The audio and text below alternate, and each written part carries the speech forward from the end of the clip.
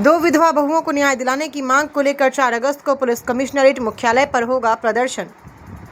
शहर के प्रतिष्ठित कारोबारी स्वर्गीय चंद्रभूषण त्रिपाठी के परिवार की दो विधवा बहुओं प्रीति त्रिपाठी और निहारिका त्रिपाठी को न्याय दिलाने की मांग को लेकर अखंड आर्यावर्त आर्य त्रिदंडी महासभा द्वारा 4 अगस्त को प्रातः 11:30 बजे पुलिस कमिश्नरेट मुख्यालय महानगर लखनऊ में विरोध प्रदर्शन किया जाएगा। इस संबंध में अखंड आर्यावर्त आर्य त्रिदंडी महासभा के राष्ट्रीय अध्यक्ष ऋषि कुमार त्रिवेदी ने अपने कार्यालय पर आयोजित प्रेस वार्ता में कहा, घटना को काफी समय बीत जाने के बावजूद अब तक पीड़िताओं की एफआईआर दर्ज नहीं की गई, न ही उन्हें कोई न्याय मिला। उन्होंने आरोप लगाया, प्रशासन की उदासीनता के कारण पीड़ित परिवार लगातार न्याय की प्रतीक्षा कर रहा है।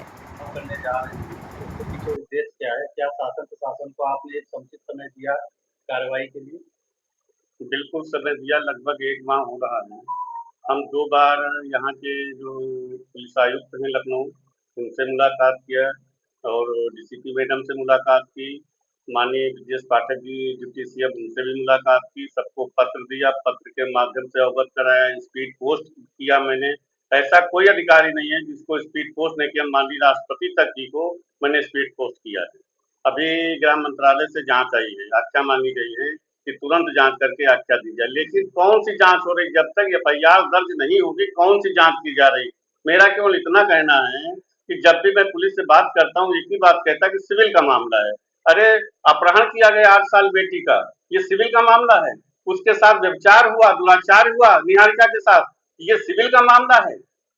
ये सोचने वाली बात है कि इतना मैंने लिख करके दिया, उसको पढ़ें कम से कम एप्लीकेशन को। निहारिका ने जो एप्लीकेशन दी है उसको पढ़ें, उसको देखें कि सिविल सूट है या ये क्रिमिनल सूट है। उसको देखने से पता चल जाता है। उसको अपहरण करके उसे फर्जी गिफ्ट कराई गई, उसको ले जा करके वहां पर जो जिस निहारिका के पति बनीश त्रिपाठी की मौत के 19वें दिन उसके उनसे ले जा करके जबरदस्ती डीट करा ली जा रही है, दाननामा गीता त्रिपाठी के नाम। और गीता त्रिपाठी जो है अपनी शिल्पी त्रिपाठी को गिफ्ट कर रही है, जो जिसमें चाणक्य कंपनी चल रही उसकी गिफ्ट कर दिया, और एक कोई मकान था उसकी गिफ्ट कर दिया अपनी बेटी को, जो अर्शी हसन आज की डेट में बन चुकी। मैं तो यही नहीं जान रहा हूँ। वो कह रही नहीं मेरी बेटी का नाम निहारिका शिल्पी त्रिपाठी है। शिल्पी त्रिपाठी है तो अय्याज हसन उसका लड़का कैसे पैदा हो गया? वो हसन कैसे हो गए? उनके 2 बेटा, एक बेटी एक बेटा है, दोनों हसन हो गए, दोनों मुस्लिम हो गए। वो अभी हिंदू बनी हुई है। किस मौलवी ने उनका धर्म परिवर्तन कराया? धर्म परिवर्तन नहीं कराया तो उनके लड़के कैसे मुस्लिम बन गए? तो ये सब चीजें हैं, लव और लैंड जिहाद से संबंधित हैं, और उस पर एफआईआर नहीं दर्ज हो रही है।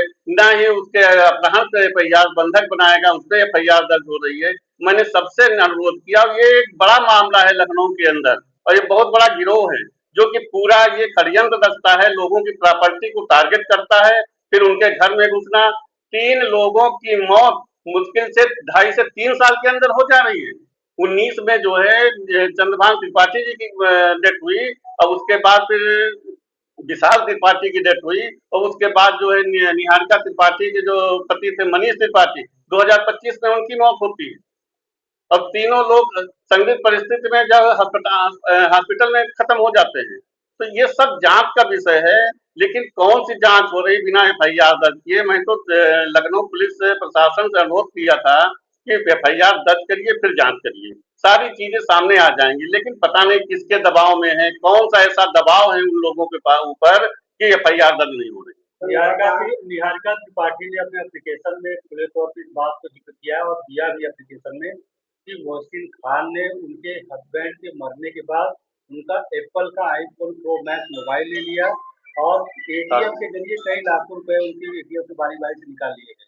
क्या पुलिस को ये क्राइम नहीं दिखता है एफआईआर दर्ज करने के लिए? सारी चीजें हैं, लेकिन अब वो कह रहे हैं कि इतना समय हो गया, अब हमारे पास उसका डाटा उपलब्ध नहीं है।